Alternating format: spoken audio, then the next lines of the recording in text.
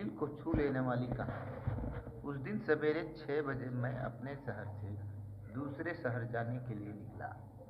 मैं railway station पर पहुंचा, पर देरी से पहुंचने के कारण मेरी ट्रेन निकल चुकी थी। मेरे पास 9:30 बजे की ट्रेन के अलावा कोई चारा नहीं था। मैंने सोचा कहीं नाश्ता कर लिया जाए। बहुत जोर से भूख लगी थी। मैं होटल की ओर जा रहा था।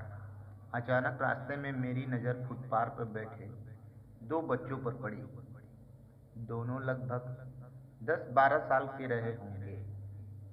बच्चों की हालत बहुत खराब हो चुकी थी। कमजोरी के कारण अस्थिपंजर साफ दिखाई दे रहे थे। वे भूखे लग रहे थे।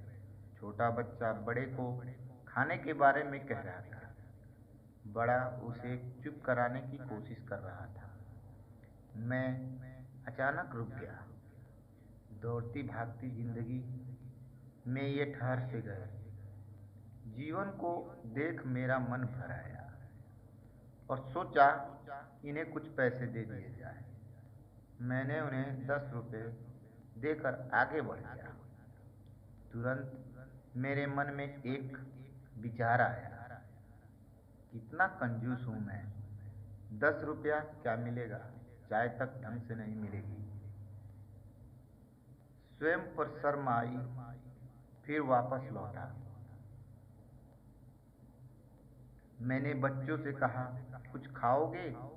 बच्चे थोड़े असमंजस में पड़े। मैंने कहा, बेटा मैं नाश्ता करने जा रहा हूँ, तुम भी कर लो। वे दोनों भूख के कारण तैयार हो गए।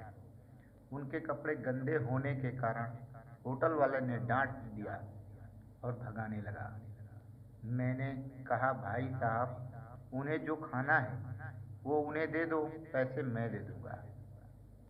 होटल वाले ने आश्चर्य से मेरी ओर देखा। उसकी आंखों में उसके बर्ताव के लिए शर्म साफ दिखाई दी। बच्चों ने नाश्ता, मिठाई और लस्सी मांगी। सेल्फ सर्विस के कारण मैंने नाश्ता बच्चों को लेकर दिया। बच्चे जब खाने लगे, उनके चेहरे की खुशी कुछ निराली थी। मैंने बच्चों को कहा, बेटा अब जो मैंने तुम्हें पैसे दिए हैं उसमें 1 रुपया शैम्पू लेकर हैंडपंप के पास नहा लेना और फिर दोपहर के शाम खाना पास के मंदिर में चलने वाले लंगर में खा लेना। और नाश्ते दौड़ती दिनचर्या की ओर बढ़ निकला। वहाँ आसपास के लोग बड़े सम्मान के साथ देख रहे थे। होटल वाले के शब्द आदर में परिवर्तन हो चुके थे। मैं स्टेशन की ओर निकला। थोड़ा मन भारी लग रहा था। मन थोड़ा उनके बारे में सोचकर दुखी हो रहा था। रास्ते में मंदिर आया। दूसरे ही क्षण में मेरे मन में विचार आया, कुछ अभी तक जो उन्हें नाश्ता दे रहा था वो कौन था? क्या तुम्हें लगता है तुमने वह सब अपनी सोच से किया? मैं स्तब्ध हो गया। मेरे सारे प्रश्न समाप्त हो गए। ऐसा लगता कि जैसे मैंने ईश्वर से बात की हो। मुझे समझ आ चुका था हम निमित्त मात्र हैं उसके कार्यकलाप के। वो महान है। भगवान हमें किसी की मदद करने तब भेजता है जब वह हमें उस काम के लायक समझता है।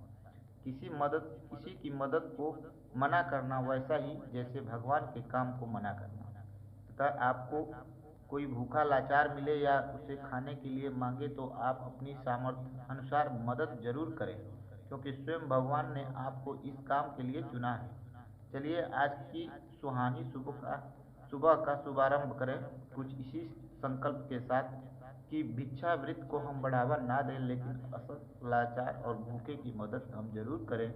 ईश्वर से प्रार्थना हमें सद्बुद्धि प्रदान करें और इस लायक बनाएं। हम बदलेंगे तो युग बदलेगा, हम सुधरेंगे तो युग सुधरेगा। पहले अपना सुधारें। आओ यारो मिलजुल